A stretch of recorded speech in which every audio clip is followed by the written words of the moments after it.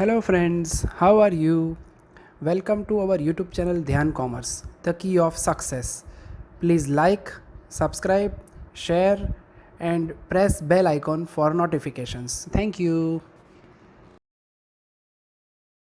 जय माता the students. बच्चों, अब हम देखने वाले हैं हमारे स्टैंडर्ड 12th के स्टैटिस्टिक्स पार्ट 2 के नॉर्मल डिस्ट्रीब्यूशन का सबसे इंपॉर्टेंट पार्ट, जिसमें हम हमारे नॉर्मल वेरिएबल को स्टैंडर्ड नॉर्मल वेरिएबल में कन्वर्ट करेंगे और उसका एरिया या उसकी प्रोबेबिलिटी ढूंढेंगे। बच्चों, उसके पहले हमें कुछ इंपॉर्टेंट कर्व को ऑब्जर्व करना है, वेरिएबल को कैसे कन्वर्ट किया जाए वो ऑब्जर्व करना है। तो बच्चों देख लेते हैं वैसे कुछ पार्ट जो आपको सभी एग्जांपल्स में हेल्पफुल होंगे। तो बच्चों, जो कर्व की हम बातें कर रहे हैं उसमें सबसे पहले बच्चों आप यहाँ पे ऑब्जर्व कर सकते हो इस कर्व को, जिसके अंदर x is equal to mu perpendicular line है। उसके दोनों साइड के हिस्से हमेशा बच्चों याद रखना है, प्रोबेबिलिटी दोनों की सेम होती है। अगर उसे नोटेशन में लिखे तो probability of x greater than equal to mu यानी राइट साइड वाला हिस्सा, उसकी प्रोबेबिलिटी 0.5 होगी। उसी तरह से लेस देन यानी लेफ्ट हैंड साइड वाला हिस्सा, उसकी प्रोबेबिलिटी भी क्या होगी, 0.5। मिला के टोटल प्रोबेबिलिटी 1 होती है। वैसे हम कैरेक्टरिस्टिक उसकी प्रॉपर्टीज तो ऑब्जर्व कर ही चुके हैं, ठीक है। अब बच्चों उसमें आगे बढ़ते हैं। अगर आपको आपका कोई भी एक वेरिएबल की वैल्यू x की वैल्यू a दी जाती है, तो अगर वो ग्रेटर देन म्यू है, अगर राइट साइड पे है, तो इतने पार्ट की अगर आपको प्रोबेबिलिटी फाइंड करनी है तो सबसे पहले हम इस वेरिएबल को कन्वर्ट करते हैं इन टर्म्स ऑफ z। यानी हमें यहाँ पे जो फाइंड करना है बच्चों, वो होगी प्रोबेबिलिटी दैट कैपिटल X जो है हमारा, वो होगा बिटवीन म्यू एंड ए। ये जो हिस्सा आप देख सकते हो हाईलाइटेड पार्ट, म्यू और ए के बीच में इस पार्ट की प्रोबेबिलिटी फाइंड करनी है। तो उससे रिलेटेड हमारे पास रैंडम वेरिएबल जो है हमारा, स्टैंडर्ड वेरिएबल जो है नॉर्मल वेरिएबल, उससे रिलेटेड एक टेबल है जिसका यूज हम करेंगे। अभी मैं उसको लाइव आपको बोर्ड पे एग्जांपल में एक्सप्लेन करने ही वाला हूं। मगर उससे पहले कैसे कन्वर्ट किया जाए हमारे इस नॉर्मल वेरिएबल को स्टैंडर्ड नॉर्मल वेरिएबल में, वो ऑब्जर्व करना है बच्चों। तो उससे रिलेटेड अगर हम देखते हैं तो हमारा स्टैंडर्ड नॉर्मल वेरिएबल z होता है, यानी x minus mu upon sigma, जिसमें पहले पार्ट यानी म्यू, अगर म्यू की बात करता हूं तो मैं x की जगह पे यहाँ पे म्यू रख देता हूं, तो मेरा z वेरिएबल क्या हो जाएगा, mu minus mu 0 divided by sigma यानी 0। यानी म्यू की जगह पे 0 आ जाएगा, हमारा स्टैंडर्ड नॉर्मल वेरिएबल बनेगा। और अगर a यानी अगर x की जगह पे a रखा जाए, यानी ये दो बाउंड्री की वैल्यूज हम ढूंढ रहे हैं, अगर a रखते हैं तो वहां पे a minus mu upon sigma होगा, जिसे हम अभी पर्टिकुलर कोई वैल्यू नहीं रखी हमने, ए यानी कोई भी नंबर हो सकता है। तो उसकी वजह से हम इसका नामकरण z1 कर देते हैं, यानी म्यू की जगह पे 0 आ गया, x minus mu upon sigma उसे हम z कह देंगे। और a की वैल्यू है यानी कि रखते हैं x की जगह पे a, तो उसे हम नेचुरली कहते हैं हमारा z1। तो पार्ट कुछ इस तरह से कन्वर्ट होगा, probability of x between mu and a, ये हिस्सा फाइंड करना है। तो उसे हम हमारे स्टैंडर्ड नॉर्मल वेरिएबल में कन्वर्ट करना चाहे तो वो हो जाएगा, म्यू की जगह पे 0 आ जाएगा, x minus mu upon sigma जो कि है उसे हम कहेंगे z टेक्निकली, एंड a की जगह पे हम z1, यानी कि अल्टीमेटली पहले x की जगह कुछ ना रखो, तो x का x रहे तो उसे हम वेरिएबल z डिफाइन करेंगे। उसके बाद अगर हम कहते हैं z1 एंड 0 कैसे आया, तो वो हम ऊपर समझा चुके हैं।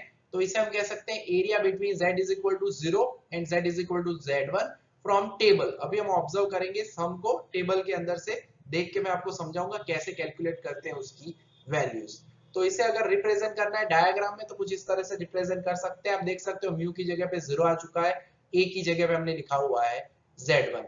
अब हम जो देखने वाले हैं कुछ कर्व्स, जिसमें z1 एंड z2 अगर दिया जाए, कोई दो वैल्यूज है, एक वैल्यू है, तो स्टैंडर्ड नॉर्मल वेरिएबल के कर्व में कैसे आप कैलकुलेट कर सकते हो प्रोबेबिलिटी, तो वो हम देखते हैं अब।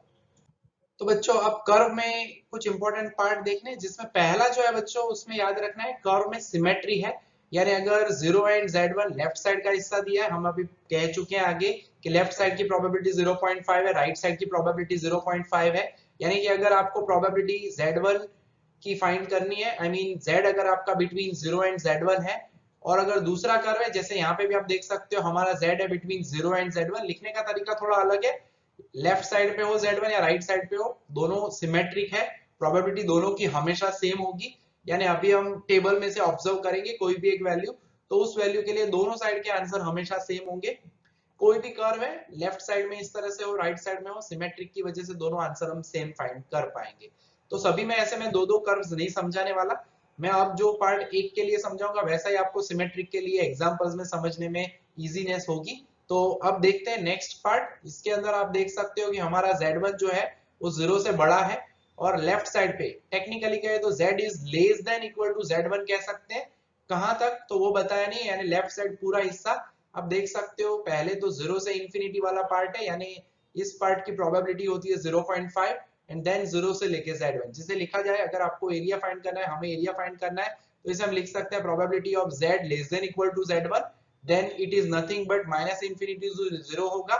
Z is between minus infinity to 0, इसकी वैल्यू 0.5 होगी, एंड 0 टू Z1 ये वैल्यू जो आती है उसके साथ प्लस करोगे 0.5, तो आपको प्रोबेबिलिटी मिल जाएगी Z less than equal to Z1 की। उसी तरह से बच्चों Z1 अगर यहाँ पे लेफ्ट साइड दिया जाए तो भी उसी तरह से हम कैलकुलेट कर पाएंगे, वो हम बाकी सम्स में जब आएगा तब आपको एक्सप्लेन करेंगे।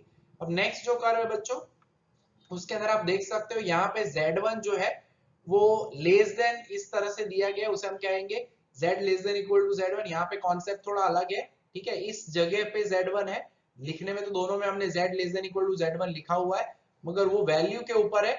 अगर माइनस है, Z1 की वैल्यू अगर पॉजिटिव है जैसे कि 1.5, तो वो 0 से राइट साइड में आएगी, यानी Z1 यहाँ पे पॉजिटिव होगा। अगर Z1 की वैल्यू माइनस 1.5 दी है, और अगर कहा जाए Z less than equal to minus 1.5, तो उसके लिए टोटल प्रोबेबिलिटी जो इतना लेफ्ट साइड का हिस्सा है बच्चों वो 0.5 होगा, ठीक है।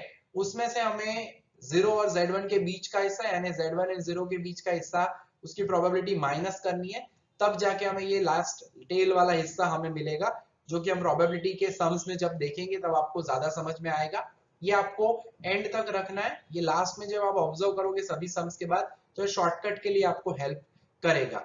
फिलहाल आगे बढ़ते हैं। नेक्स्ट उसी तरह से बच्चों, अगर Z1 की वैल्यू के बारे में कहा जाए कि अगर हमारा Z जो है बिटवीन Z1 एंड Z2 है, आप देख सकते हो दो हिस्से हैं, तो प्रोबेबिलिटी नेचुरली क्या होगी, 0 से कनेक्ट हुआ पार्ट है उसी की प्रोबेबिलिटी टेबल में दी गई है बच्चों, इसलिए हम ये पार्ट थोड़ा समझ रहे हैं कि अगर आपका Z Z1 एंड 0 के बीच में है पहला हिस्सा, प्लस 0 से Z2 के बीच में, दो हिस्सों की प्रोबेबिलिटी ढूंढ लो, दोनों का टोटल आपको मिल जाएगा, ठीक है।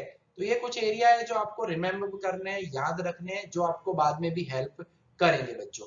तो अब बच्चों देख लेते हैं, एक्सरसाइज में जाते हैं, सेक्शन डी के सम्स को ऑब्जर्व करते हैं, जिसमें हम ये जो अभी कॉन्सेप्ट मैंने समझाए हैं कर्व वाले, वो आपको हेल्पफुल होंगे, ठीक है। तो शुरू करते हैं हमारे एग्जाम्पल्स का काम ऑन बोर्ड।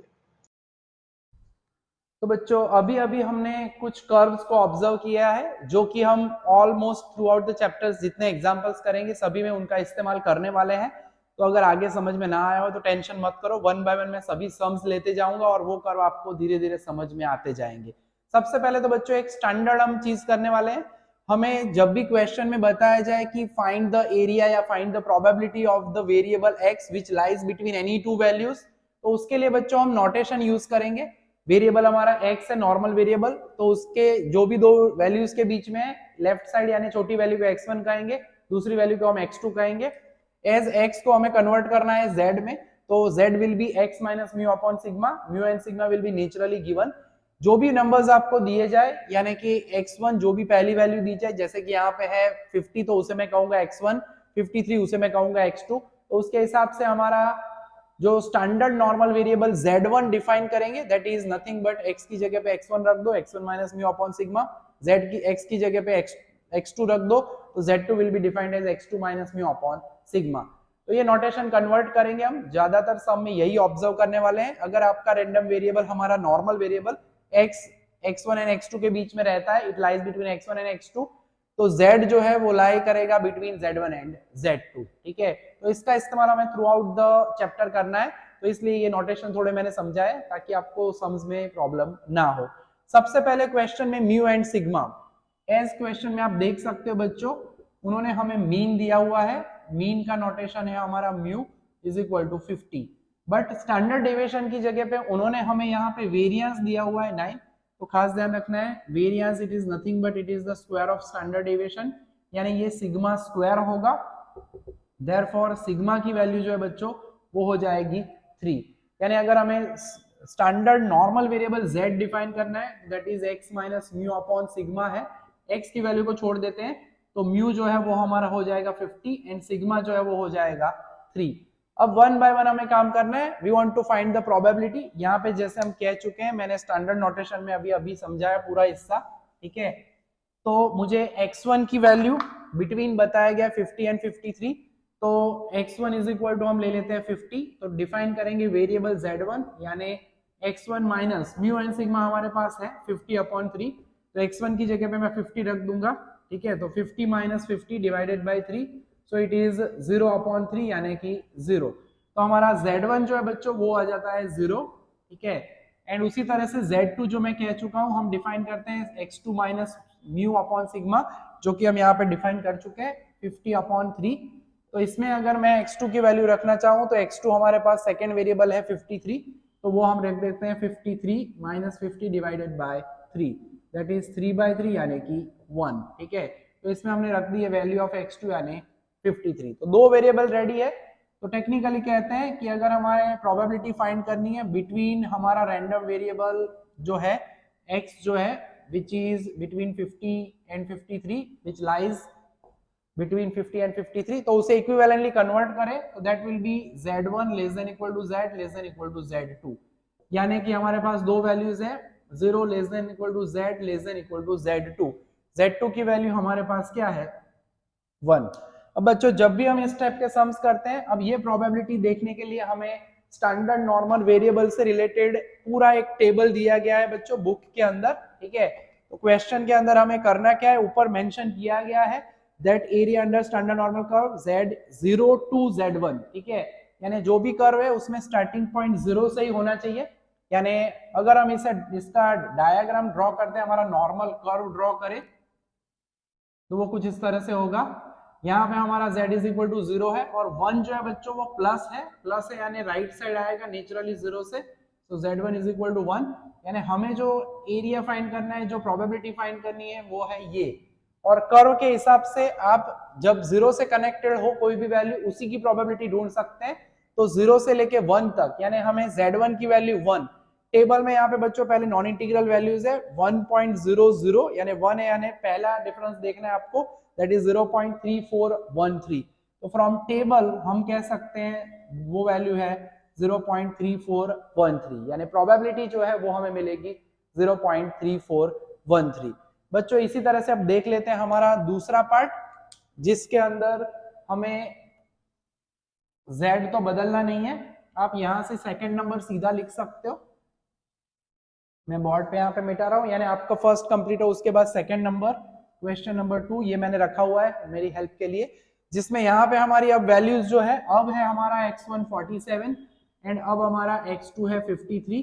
तो z1 डिफाइन करेंगे यानी x1 minus mu upon sigma यानी 50/3, तो 47 minus 50/3 that will B minus 3/3 यानी वो होगा -1। And x2 is equal to जो हमारे पास है वो वैल्यू हमारे पास है z2 कहते हैं, तो x2 माइनस म्यू यानी 50/3, तो x2 यानी 53 रखते हैं, ये वैल्यू में चेंज नहीं किया उन्होंने, तो दैट विल बी 3/3। तो प्रोबेबिलिटी अगर कहनी है यहाँ पे इसके हिसाब से तो that will be between 47 and 53। अगर हमारा x है तो हमारा वेरिएबल z जो है वो आ जाएगा बिटवीन z1 एंड z2। अगर नंबर z1 z2 नहीं लिखना है तो भी चलेगा, फिलहाल पहला समय इसलिए मैं आपको ये एक्सप्लेन कर ही रहा हूँ। सो z1 की वैल्यू जो है हमारे पास बच्चों वो है -1,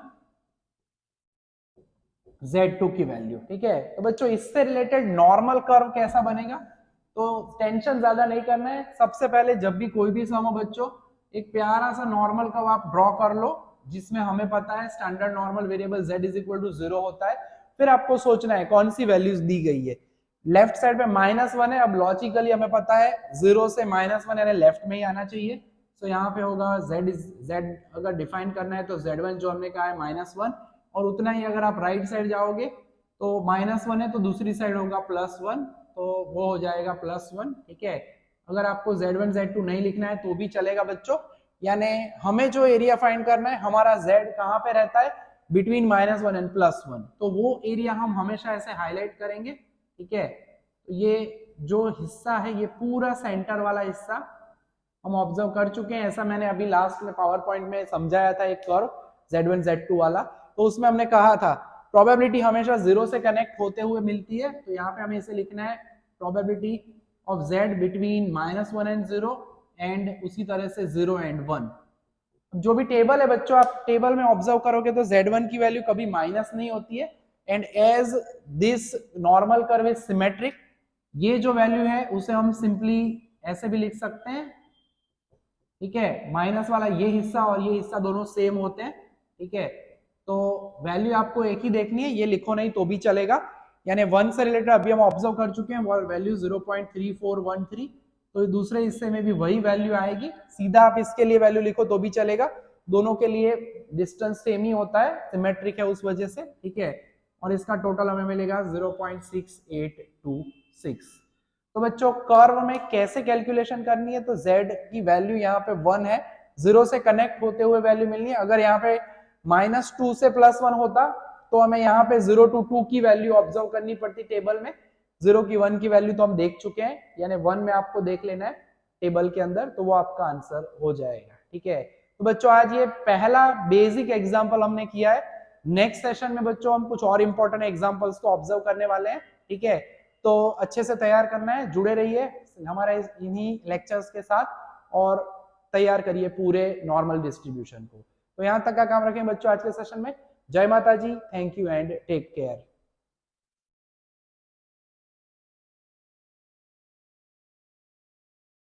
Please like, subscribe, share and press bell icon for notifications.